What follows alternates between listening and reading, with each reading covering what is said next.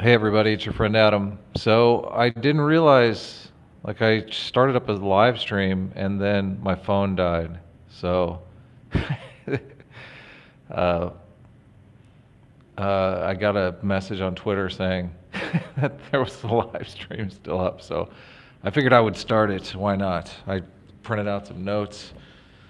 I'm at the studio here. You can see the painting that I'm working on. Owen's in the background. Say hi, Owen. He says drugs. He's trying to get the stream demonetized. So anyway, this is obviously a not a live stream in my office like I normally do. So I was going to give some thoughts on just a real quick thing, some thoughts on my last stream was with a Marxist. So I can see your comments. I'm here on the other side of the camera. Marxists are for suckers. Where are you at, fool? This is my studio. I have a studio space here. This is where I paint at. So this is the painting I'm working on.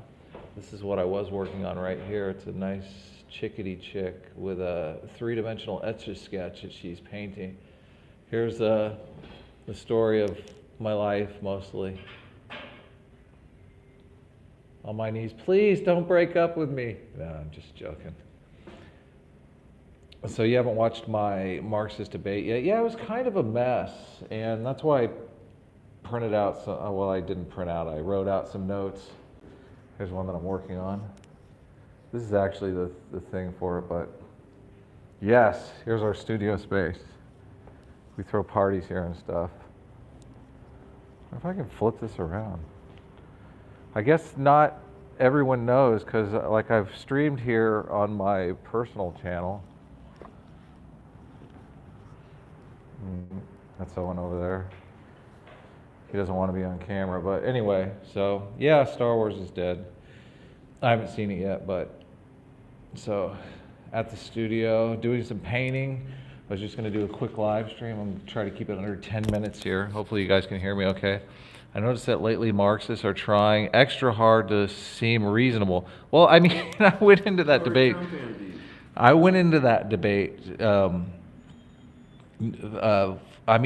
position is, I think that they think I am some kind of like right-wing reactionary when that's the furthest from the truth. So when you mention that you're in favor of UBI, it's bizarre to me because when you have basically communists arguing against universal basic income, and I made a note about that because, I mean, their whole thing is that they want to take over the means of production. Yeah, Lucille Kelly, I saw you commented, but I didn't have time to read it, but I read your comment. You had a really good comment. I added it to my debate file. I keep files on all this stuff. So I try to make my arguments stronger and stronger, and so that's what I was thinking here. The thing that kind of made that debate a mess, and I never have really experienced this debating someone before, is that he talked a lot. And I mean, I didn't really interrupt him because I didn't want to fight for the floor.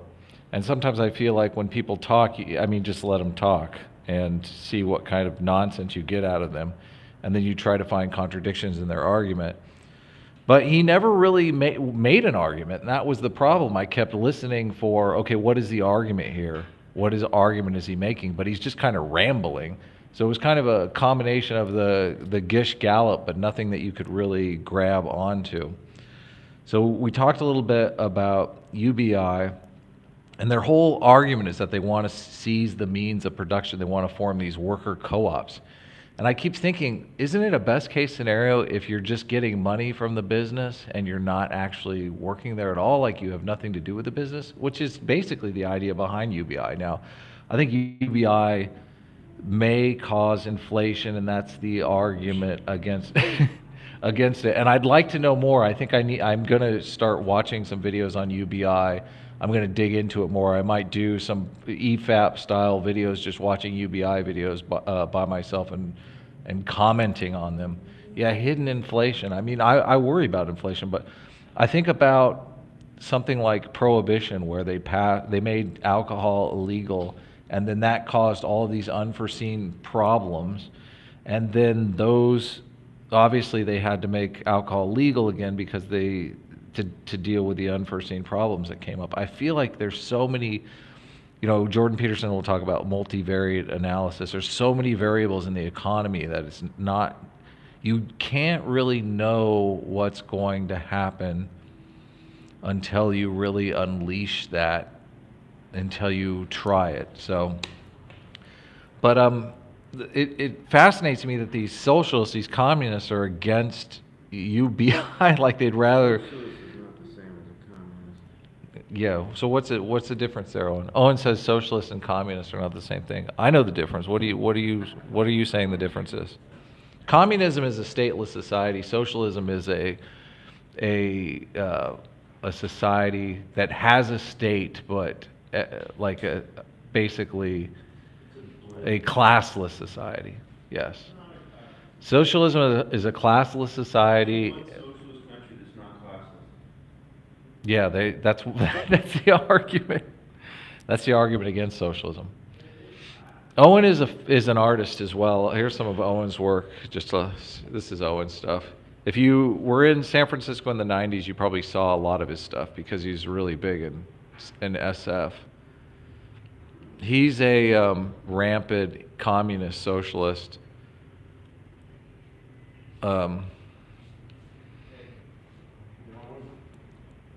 What is it? Chocolate. No, I'm good. Hot chocolate. He's offering me edibles. Bad news. Okay, 6 minutes for it. I got to knuckle down. I got to get going here. All right. Is there really 50 people watching this right now? This is crazy.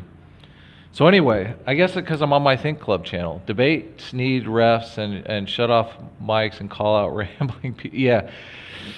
There's a lot of echo on here. I'm on my headphones. Yeah, I'm in a super echoey room. I guess I could go in the other room, but Sure. oh, no echo. I'm a socialist, but I feel Gary's philosophy is more reasonable than being a Marxist. Yeah, I could talk to Gary. I had 2 streams open. Oh, okay. It's the echo's on your end. New Renaissance. Thank you. So I don't know if I'm going to leave this video up just because it is completely rambling, but yeah. So I'll avoid your comments and go back to the UBI thing. So they want to, their ultimate goal, the communist, socialist, whatever you want to call them, their ultimate goal is to seize the means of production and create these worker co-ops. But automation is the problem. Like even if you create a worker co-op and you're still automating away your jobs, those jobs are never going to be automated away at a workers co-op because people are more concerned for keeping their jobs than they are for innovating. So you're never going to get to the society where everything is automated and we just live a life of leisure. I know I'm starting to sound like utopian, but that's kind of the direction that things seem to be going. So uh-oh. So the argument that I never really got to make was, if you're taking money from the most profitable companies, which is kind of what Yang is talking about doing, and feeding that money to the people through UBI, I would call it something like, taking money from the most productive and giving it to the innovators of tomorrow. So you're talking about the people who are getting UBI. I would think of them as the innovators of tomorrow. But obviously, some of them are just going to be slackers and losers. But you're giving people the ability to try new things and potentially create a larger stream of innovation. Like that's the whole idea behind UBI. That's what you're trying to tap into. So, but I think the biggest problem was the debate got we never really got a solid argument out of him. It was completely rambling. The idea of talking about climate change is just kind of a red herring. It's funny because they see capitalism as responsible for racism, sexism, climate change. Like anything that they see as a problem in society, they want to trace back to being blamed on capitalism. So it's like if we're destroying the environment, if the environment is going south on us, capitalism is the problem. We have to become a fully socialist utopia before we can fix climate change, when it seems like there's other solutions that are probably better than full socialism to fix climate change. So I wasn't really equipped to deal with that all over the place stuff. I think maybe the thing to do is just to say, you've made 10 arguments here that seem unrelated, so let me focus on one. But I kept thinking that during the debate. I kept thinking that's the strategy that I'm going to employ, but then I kept looking for the argument that he was making, but not really encountering any argument to speak of. So there was another interesting thing, just the last thing that I want to touch on, is the resources thing, which I thought was actually a super good moment in the debate, because because they have this idea that the reason why we need to make all these dramatic changes to society and to the economy is because we're going to run out of resources. Resources. We don't have infinite resources. We have finite resources. We have to manage those resources correctly. Socialism. When I brought up that we live in an information economy and that there's basically infinite ways to reconfigure finite resources, I thought that was a good moment. There was a long silence there, like, oh, wow, I never really thought about that.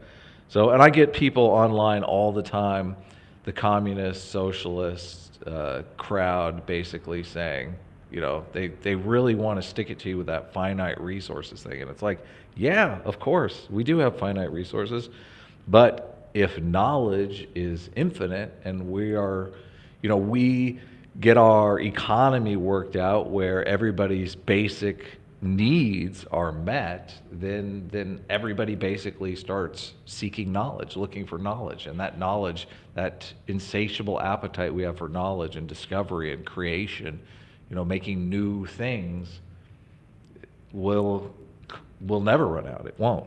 So just on the resources front, I think there are three basic resource necessities that I really don't see how we're not going to figure out a way to make do with what we have. The resources are energy, which if we move over to nuclear and solar, that's infinite, basically. I mean, for all intents and purposes, we've got more energy than we would ever need. So labor is the other limiting resource. And as we get closer and closer to automation, I think human labor can be deployed in other ways. And the other one was the one that he brought up, space. But I don't see how we can make far more efficient use of our space than we currently are. So I don't even see why space is a limiting factor. So those are my thoughts. I can see your comments. I'll read some comments if you have any questions. I don't want to go too long. I'm working on that painting over there, so I was hoping to get it done today. This is why we need Bernie, lol. Adam, you are just restating your arguments from the debate. We know those. How do you think you could have improved? I think that I need more of my own arguments that I can just state, basically. Because he wasn't engaging really any of my arguments, and he wasn't really making any arguments. So it felt like I just needed to have more long blocks of argument that I could just state. What do you think? Is that a good assessment? You should read John Rawls and Robert Nozick. Yeah, I should. I definitely should. But these old philosophies. I got Adam positive pretty well in the debate, but had no idea of the purple guy's position of the debate. Oh, yeah, that's basically what I'm saying. You have no idea what his position is. He wasn't taking a position. Need a moderator. We had a moderator. What are you talking about? Dang, that's a once-in-a-lifetime opportunity. Will be missed. The moderator guy wants to come back, so I'll probably end up debating him, but I don't necessarily know. It seems like when you push them, they're not really for communism. They're really for something like, progressivism. That's what they're for. Should we ask him who all the Marxists are who wish for a utopia? He wasn't even taking a position, he was changing it as he talked. Yeah. Yes, I don't think he had a hard and fast position. I don't necessarily know what he was advocating for. Yes, I'm Andrew Yang, and I heard Andrew Yang did very well in the debate last night. I haven't actually watched it, so I'm looking forward to checking it out. But those are my thoughts. I will leave the stream up for a bit so you guys can throw some comments. Then I will set it to unlisted. So if you want to go back and look at comments or respond to anybody, you can. But obviously this video is kind of a mess. So, is there one of these Marxist YouTubers with good skills? No, I don't know. Adam, my question is, why don't you address the politics they are suggesting? And they make everything political in there. Yeah, I guess. I mean, what are the politics that they're suggesting? I mean, they're in favor of democracy, and I'm in favor of democracy. It seems like the politics that they're suggesting are the politics that I'm suggesting, so. I mean, the problem that I have, and this comes straight out of the Dictator's Handbook, the top left of the painting, Greta, is the top left frame. No, that's Greta Thunberg? No, come on. I'm not doing a Greta painting. Jesus Christ, what do you think this is? What if everyone votes against? Yeah, I could have asked that. Vosh is a guy where... all right, you guys know I'm a terrible reader, so I'm going to bring this to a close. Take care, everyone. Sorry I started the video. Like I said, my phone died, so I was planning on doing this hours ago. But thanks for sticking around. Oh, I guess check out the vid, How Negative Bias Leads to the War on... How am I supposed to read a super chat on here? Oh, look. Dan Howard for 5 Canadians says, check out YouTube vid, How Negative Bias Leads to War, Robert Wright and Dominic Johnson, The Right Show. You might like it, Adam. Yes, I listen to, what is it, Blogging Heads TV? I listen to the Robert Wright stuff a lot. Is Dominic Johnson the conservative guy that he usually talks to? There was one that I sent to PSA Sitch because they sounded like us arguing over impeachment. So if that's it, yeah, I like Robert Wright. I've read most of Robert Wright's books, so he's a great guy.